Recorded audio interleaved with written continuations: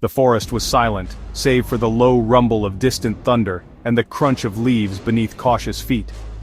Birds watched from the canopy, still and wide-eyed. Somewhere between the tangled roots of giant mahogany trees and the curling vines of the underbrush, a man moved with steady purpose. His name was Quito. Clad in worn leather and armed with only a long spear and his father's machete, Quito knew the forest well, but today, it felt different. The trees seemed to hold their breath. The wind whispered warnings I chose to ignore. I had a mission to defeat the great elephant, the one the villagers called Mukaru, a beast that had trampled our crops and shattered our huts. Mukaru was no ordinary elephant. His eyes burned with an ancient intelligence and his tusks curved like scimitars polished by time.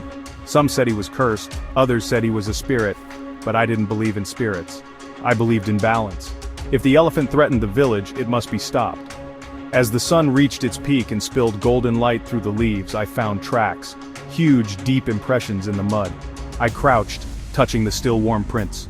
Mukaru was near. I moved like a shadow, avoiding dry branches, slipping between trees like smoke. Then I heard it, the deep, guttural breath of a giant.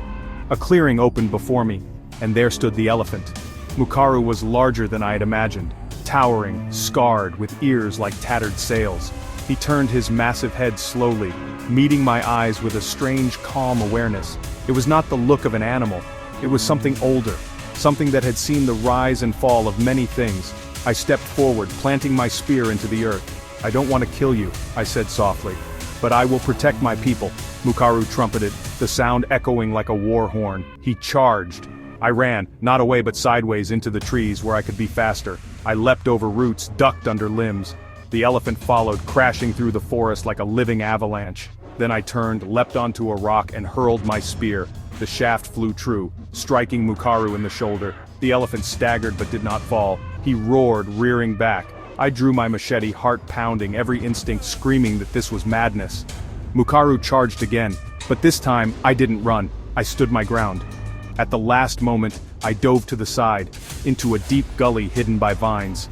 Mukaru's great foot missed me by inches, but the elephant's momentum carried him forward, too far. The beast slipped, there was a thunderous crash, the earth shook.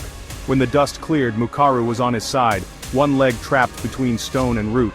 He thrashed, roared, but couldn't rise. I stood at the edge, watching. I could have finished it then, a single blow, but I didn't.